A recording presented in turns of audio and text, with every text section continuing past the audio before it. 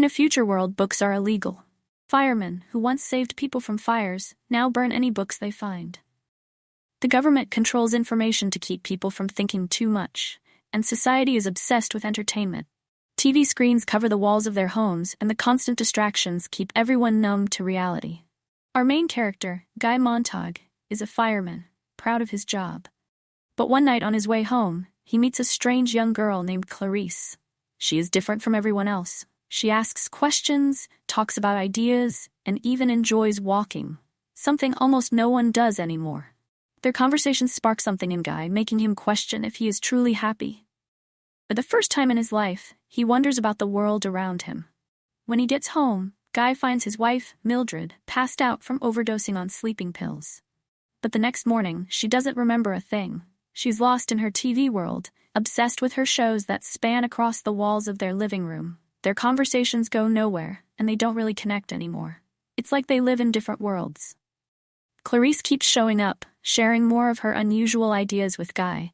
But one day, she's gone. Her family moved away, and rumors spread that she was hit by a car and killed. Guy feels something missing, something lost. At work, Guy becomes more uneasy. He starts questioning what firemen really do.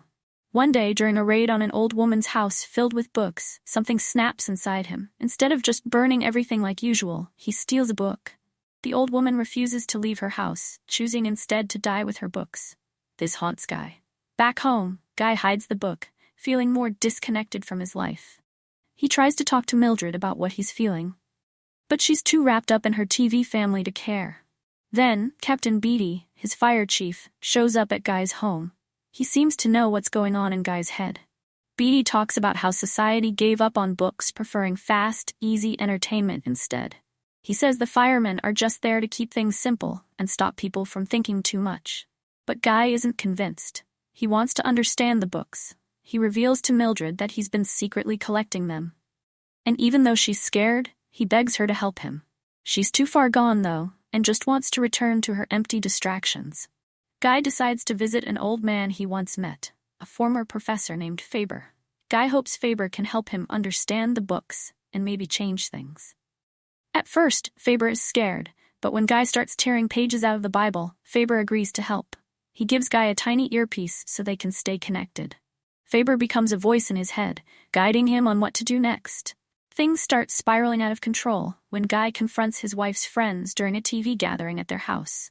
He tries to get them to think about life, reading them a poem. The women are shocked, and one of them starts crying.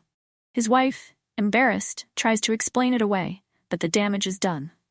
The next day, at the fire station, the alarm rings. But this time, the destination is Guy's own house. His wife has betrayed him, turning him in. Captain Beatty forces Guy to burn down his own home. Afterward, Beatty discovers the earpiece and threatens to track down Faber.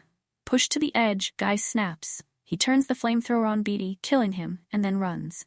Now a fugitive, Guy is hunted by the government's mechanical dog, a machine designed to track and kill. Guy narrowly escapes, jumping into a river and floating downstream.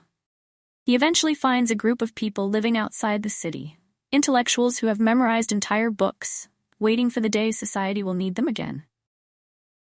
As Guy joins these men, planes fly overhead, dropping bombs that destroy the city. Guy realizes that his old life and everything he knew is gone. But with destruction comes a chance for a new beginning. He and his new friends are ready to rebuild the world, with the knowledge stored in their minds, waiting to be shared when the time is right.